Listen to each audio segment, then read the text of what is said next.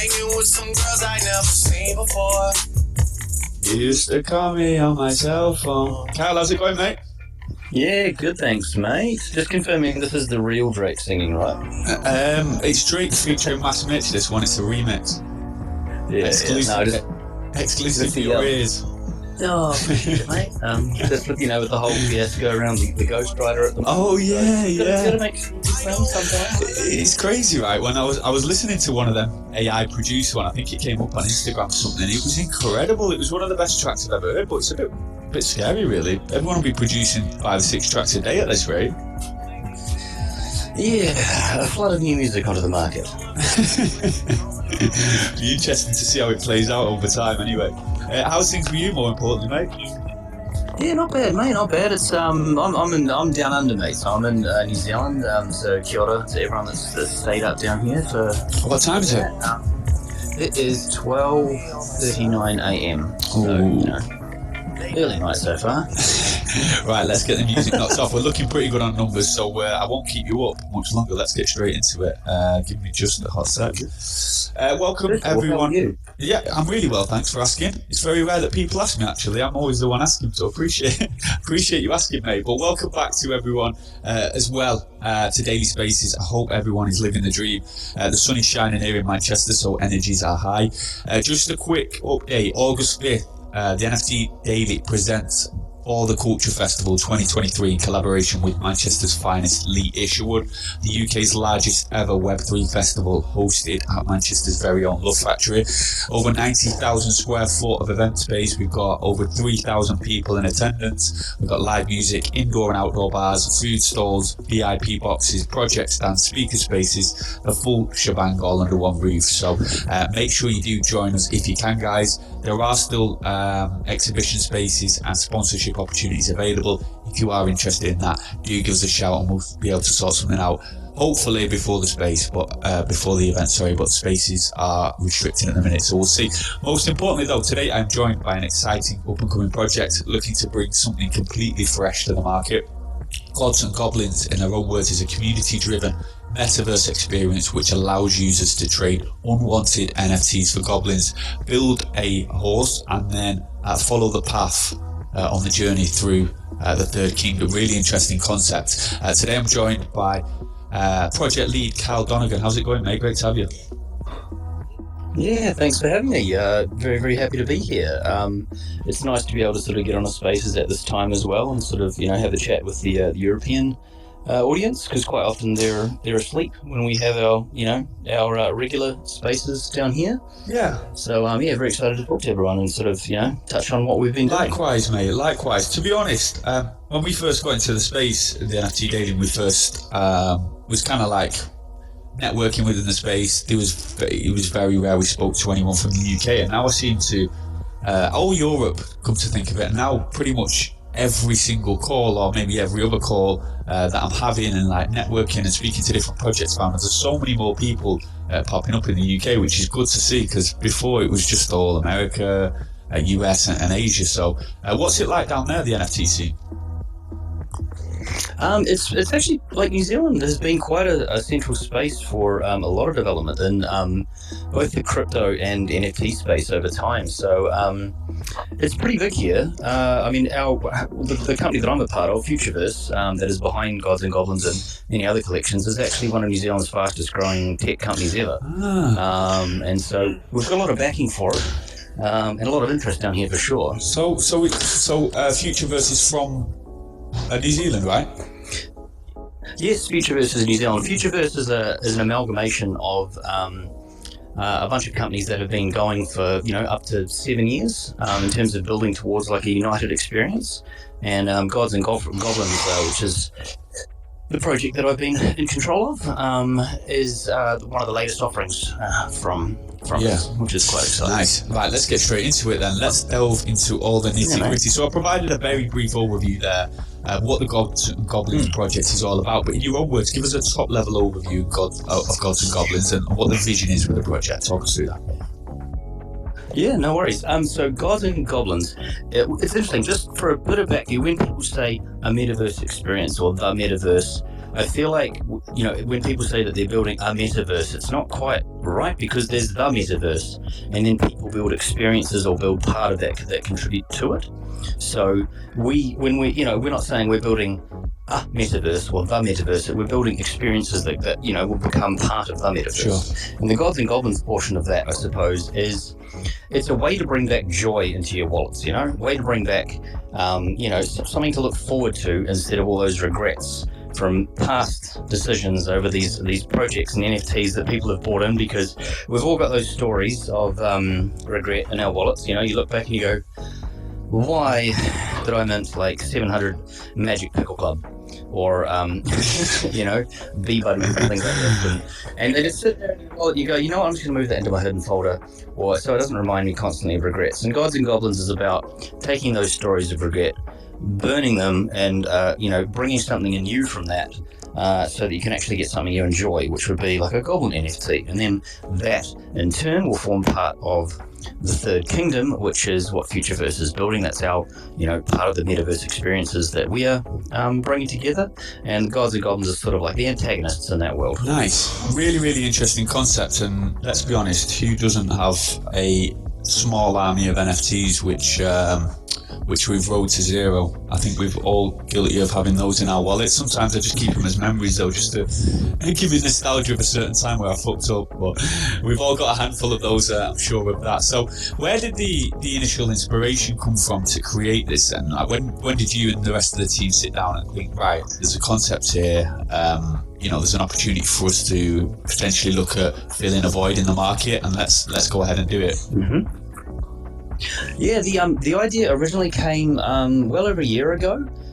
So Aaron McDonald, who's the CEO of Futureverse, and Tyler Ward, who you know, respected NFT family as well, we're having a chat about how great it would be if you could, you know, burn some things and get something in return. And then, you know, it's sort of the conversation headed towards how everyone's got like a bit of a goblin in them, you know, like there's the phrase down to Goblin Town, and you know, it's that's I suppose that's where it came from, basically, is this chance of renewal, and be like, wouldn't it be funny if you could just, you know, take something that effectively now has no value or is like not good, and or you regret, and then turn it into something new, and that would be really fun. And then to make it accessible for everyone, because I think everyone has, you know, gone goblin mode or has a little chance of being a goblin in them. So that was where 100%. It came from. Some people have got a lot of goblin in them as well, I'd say that. It's a really interesting concept, yeah. Though. I was reading your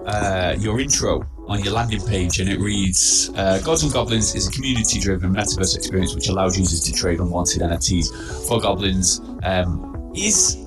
Talk us through the process of how someone would go about getting their hands on a goblin, and is trading unwanted NFTs the only way to go about getting them? And if so, what does that process look like from a user's perspective? No, yeah, so the easiest, I mean, the most fun way to get a goblin is to find one of the NFTs that's on the junk list. So we have a junk list which lists, at the moment we've got 35 projects on there, but we're adding to them. And so you can find one of them, and if you have one in your wallet, like that's sort of the point, is to reach out to those communities and be like, hey, there's a chance for renewal for you.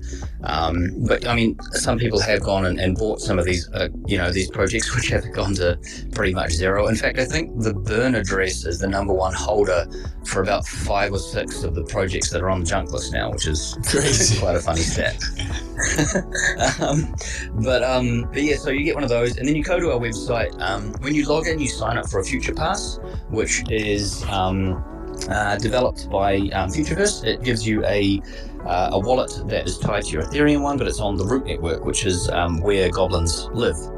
And more about that later. But and that's basically how easy it is. You just literally sign the website, you get your wallet, you choose up to 15 NFTs that you want to junk at any one particular point in time, and they can be from multiple collections, and then you approve the collections and you can burn the whole lot in one go. So you can burn up to 15 ERC721s that are on the list in a single go, and then you'll get a randomized amount of junk back, because the gizmo that runs the junkyard is very sporadic in how much junk you get. Okay. Then it costs, there's no like affiliation between the amount of junk you'd receive and, say, for instance, the floor price of the current collection that you're burning, right? That's correct. It's just one junk is one junk. Okay, interesting. For now, in future there will be opportunities to do some more sort of bespoke experiences, but right now, Gizmo cares about quantity, not quality, because he just needs that junk, So once you've got the junk, it costs 100 junk to mint a goblin. So every time you burn an NFT, you have a chance to get between 50 and 300 junk. And then it just costs 100 junk to mint a goblin, and the gas is free as well, so it's covered. And that's if you're minting with junk. Otherwise, you can also mint with ERC20s. So we've got ETH, we have Asto, Silo, and USDC enabled at the moment, and it's only $20 USDC equivalent to mint a goblin. So they're extremely cost effective to mint one. And at the end of it, you get immediately, like it's an instant reveal, you get a high-res PNG on a transparent background, but also you get an instant downloadable GLB of your goblin, and you get a Unity viewer that you can go and play with as well. So it's not just a case of like, hey, let me mint this and I've got another picture in my wallet. You actually have a fully rigged, metaverse-enabled, like game experience-enabled avatar that you can go and drop into anything that'll accept the GLB format. It's incredible. What a great concept. Are you, as far as you're aware, are you an industry first in doing this? Yeah, the junk mechanic is something we actually pioneered originally within our own collection. So a bit of a background is goblins are part of the evolving story of the Third Kingdom, which is where all of the Futureverse collections live. There's also fluffs and party bears, and they're like the fun, nature-loving side of things, and they've been around since 2021. Goblins. And then there's also seekers, which are these robots that are quite fun as well, and they actually act as nodes on the Silo network. Well, they will do. But what we did is for us to be able to summon goblins back into the realm, like from a lore perspective, because it's fun to have that lore, it's fun to have that story, and to be involved in part of a project and what it means, not just to be like, hey, I want a picture, or hey, I want a 3D model. And so we actually had a lot of our community sacrificed seekers, so they burnt NFTs that we'd developed to get an amulet. And an amulet is something that is part of the goblin ecosystem that affects the way your goblin's DNA works, and also means that you can do things like vote on what gets to go onto the junk list next. And with the junk list, it's quite an interesting concept. So what kind of projects are you finding that have been junk listed, and have you found any particular like patterns in collections that have been requested by your community? So with the junk list, because anyone can nominate, so everyone listening right now, you can actually go to godsandgoblins.com, godsandgoblins.com. That's a bit of a seashell moment there. Executed impeccably. Sign me up for a rap record. So you go to godsandgoblins.com and you can nominate on the junk list, and we've had over 1,700 projects nominated so far. So it actually blew me away just how many like unloved, unwanted projects there are out there that people are like, I would like to burn that for something, for free, basically, because it's just sitting on my floor. But we've had Mutant Utes Yacht Club, Feet Picks, Xena. My favorite one so far was Polar Pals. So we actually had Polar Pals. We started burning them. We've burned over 10% of their supply, 8% of their supply so far. But they actually revived. They literally, their Twitter had done nothing for like over a year. And because we started burning them, they actually reinvigorated their Twitter and started having a battle with us. So it actually gave some fun and some joy to the original owner as well. This is where it becomes interesting as well, though, right? Because if you then can create some kind of incentive for these founders to reignite and get the projects back on its feet, that's when it becomes a little bit more interesting, right? Yeah.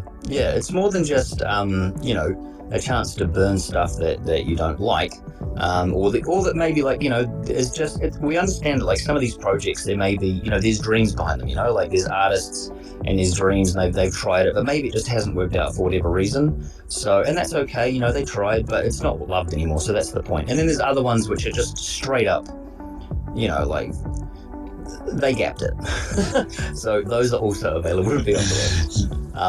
Nice. But yeah, it is cool. We've actually started to be approached by projects to get on the list. Like they actually want some of their collections to be on the list to give their their community a chance at being part of what we're doing. And that's when it becomes interesting. If you start getting that inbound demand from projects within the space, you start to appreciate just how scalable this is. Digidot, I've seen you with your hand up a couple of times. I think you were struggling to connect. How's it going, man? Yeah, bro, I was up and down. I don't know what was going on. Just a quick one, man. I know you mentioned like there's 30 projects on the list. I've just been looking on the site. I just wondered if there's like anywhere where the actual projects are listed. Yeah, sure. There's a junk list, but the easiest way to go to is we actually had a community member that made a site to help, and I'll tweet that out now. There we go. Going out I've just tweeted that out. Off your profile, yeah? Yes, off my profile. It's NZ Kyle Z, but it's called burntracker.theprawns.xyz. And the prawns are like they're a community group. I was one of them, and then I became team, so I'm still a prawn at heart, but I work for the Futureverse now.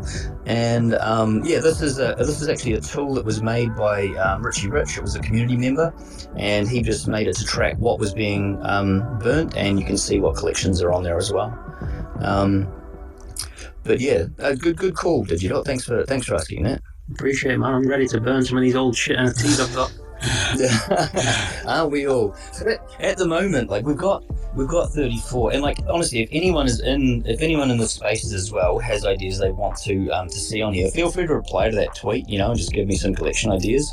Or go along and submit them on the junk list, because we will have a fully interactive voting system up soon. Like that's an experience that we're building, so that people can nominate and see what wants to go on the list. But we've got a few more spots at the moment that we can maybe add a few up until that's ready to go. I'm just having a quick look at it now, man. I can't believe Cara Fury were on there. That shocked me, man. I thought they were doing pretty well. I've not looked at them in a while. Yeah, we got they actually got nominated a lot. There's some on there that they seem to be doing all right, and same with Desperate Eight Wives as well.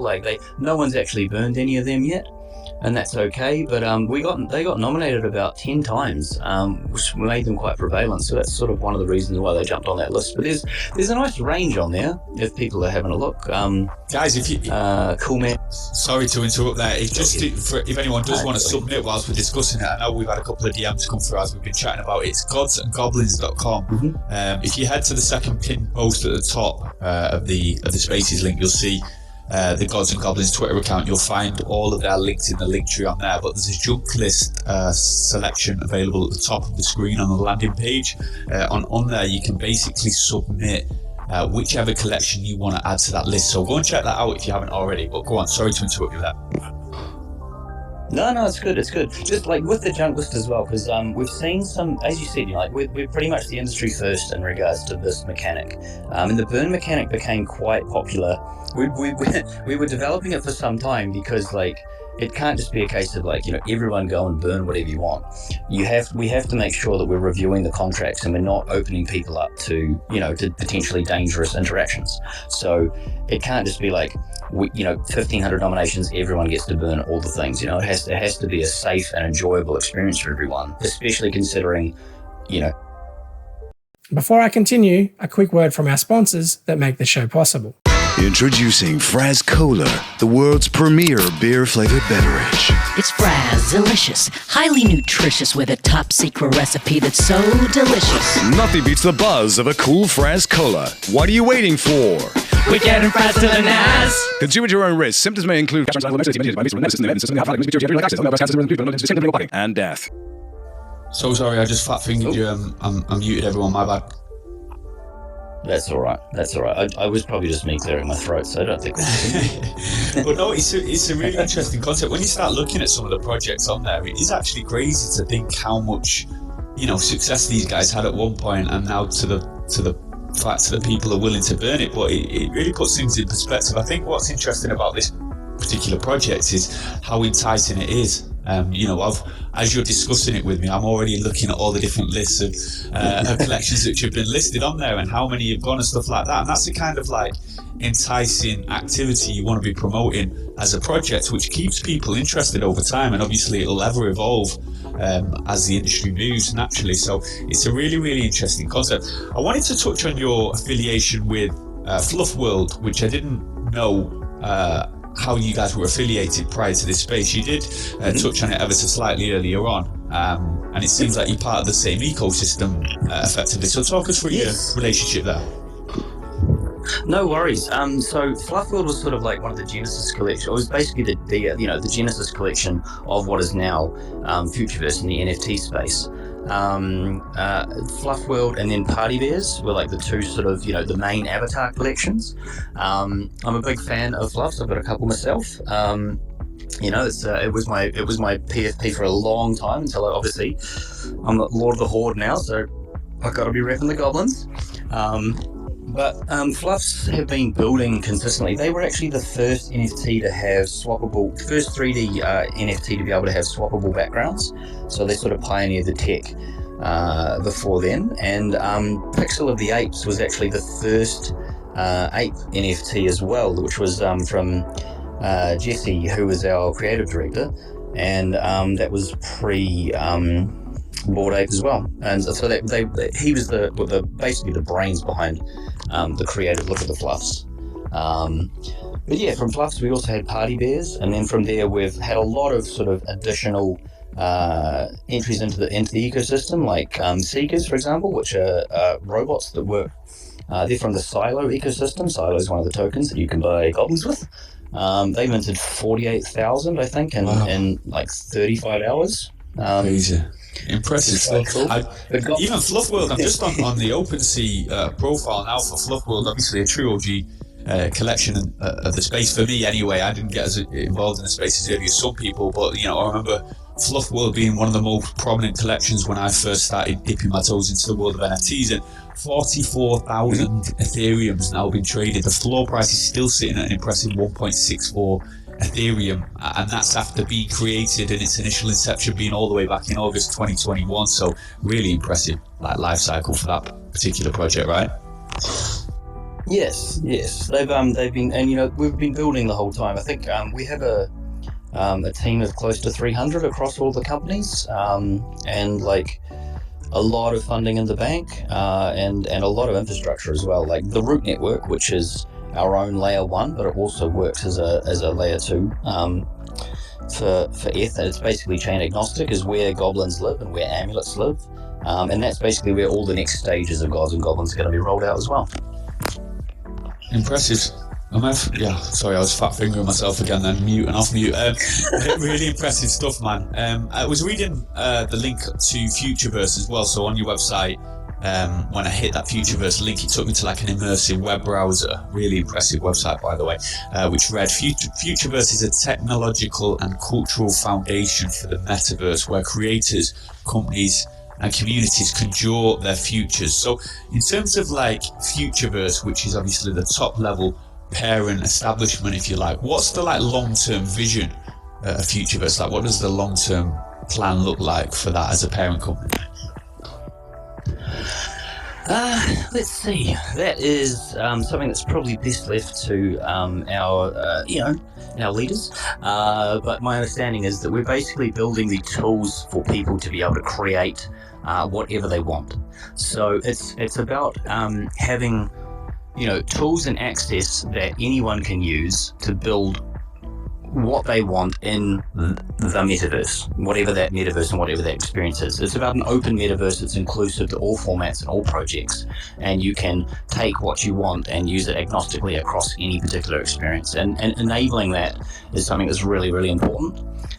It's not just a case of siloed experiences or individual, one-off sort of games or projects. It's about interconnectivity, and that's to me, that's what Futureverse stands for.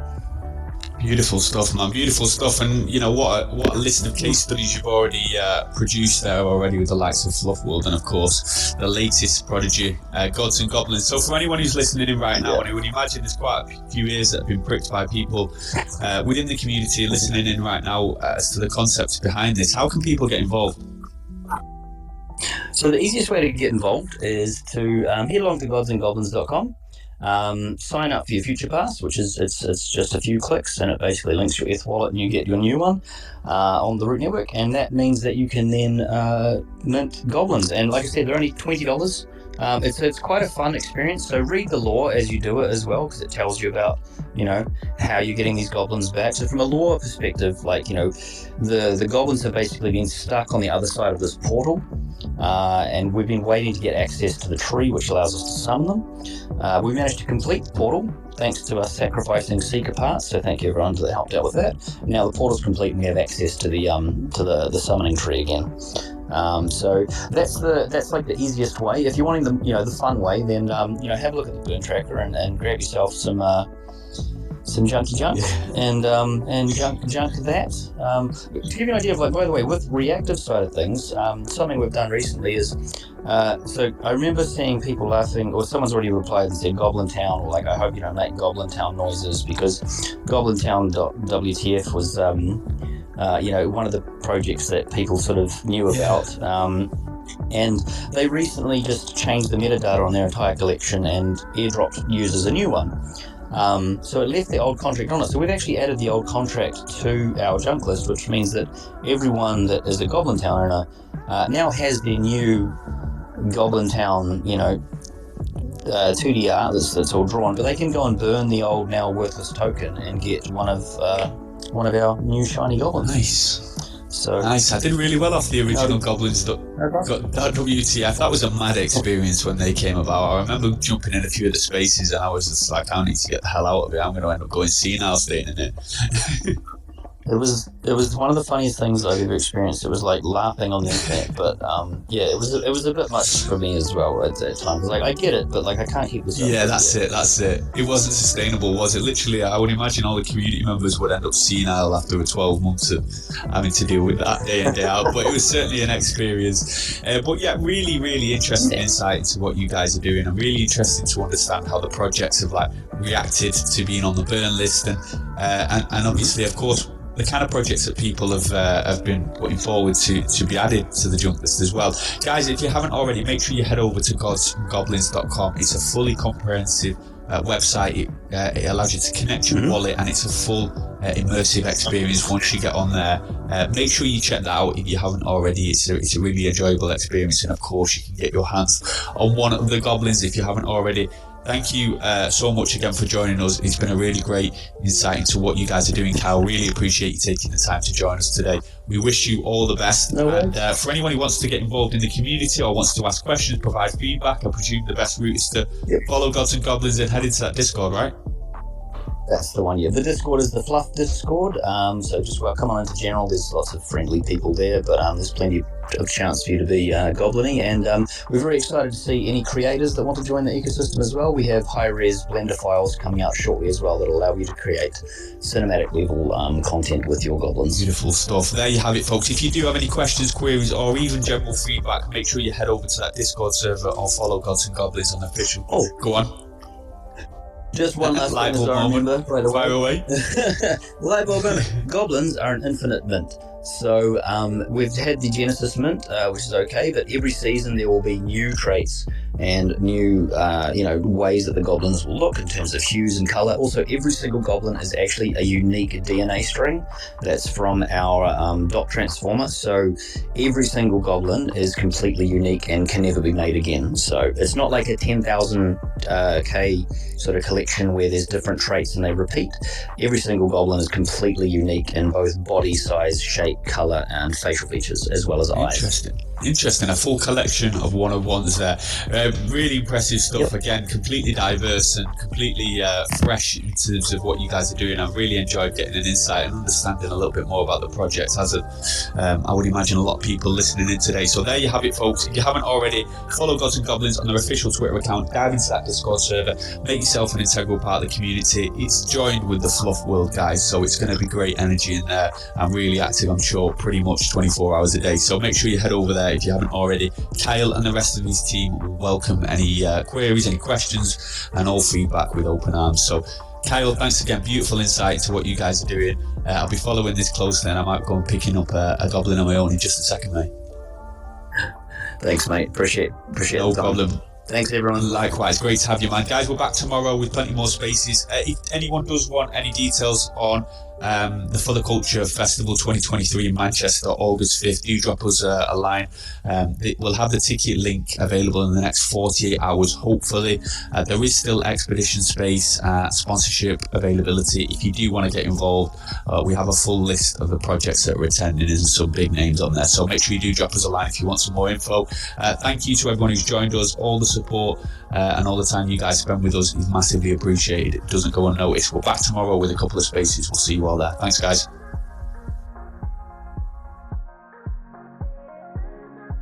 Thanks very much for watching. If you enjoyed this content, smash that like button, hit subscribe, and maybe consider watching one of my other videos. Bunnies up!